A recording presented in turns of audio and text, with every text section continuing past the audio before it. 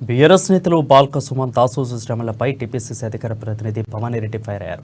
తిరుగుబోతూ బాల్క సుమన్, తాకపోతూ దాసోజు శ్రవణ్ బలుపెక్కి నోటుకొచ్చినట్టు మాట్లాడుతున్నారని తీవ్రంగా మండిపడ్డారు. కేసీఆర్ కంపెనీలో కుక్కల కాపలా కాయడం తప్ప బాల్క సుమన్కు ఏం తెలియదని విమర్శించారు.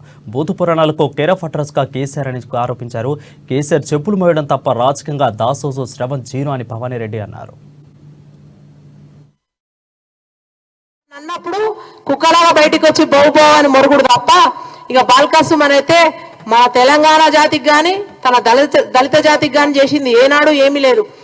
ఎన్నో అఘాయిత్యాలు దళితుల మీద, నేరెళ్ళ ఇసుక అక్కడ లారీతో దొక్కించి చంపిండ్రు, మనకు తెలుసు. మహబూబ్ నగర్లా తిరుమలాపూర్ నరసింహుల్ని చంపిండ్రు. వనపర్తిలో అమ్మాయి ఫీ రియంబర్స్మెంట్ రాక ఆ అమ్మాయి చనిపోయింది. ఆ అమ్మాయి పక్షాన మాట్లాడింది లేదు. మరియమ్మ లాకప్ డెత్ గురించి కూడా ఎన్నడూ మాట్లాడింది లేదు. ఇవన్నీ వదిలేసి కేవలము నిన్న గౌరవ ముఖ్యమంత్రి గారు మాట్లాడిన దాని మీద ఆయన మాట్లాడుతూ ఉన్నాడు. మరి గతంలో కేసీఆర్ మాట్లాడినప్పుడు ఎందుకో ఇది తప్పుదోరా అని ఎందుకో నీ దొరకెందుకో చెప్పలేదు. మరి ప్రధానమంత్రిని సాక్షాత్తు దేశ ప్రధానమంత్రిని వాడు వీడని మాట్లాడతాడు. కేంద్ర మంత్రి కిషన్ రెడ్డి గారిని ఆ భాషలో మాట్లాడతాడు. బూతు భాష పితామహుడు మీ దొర.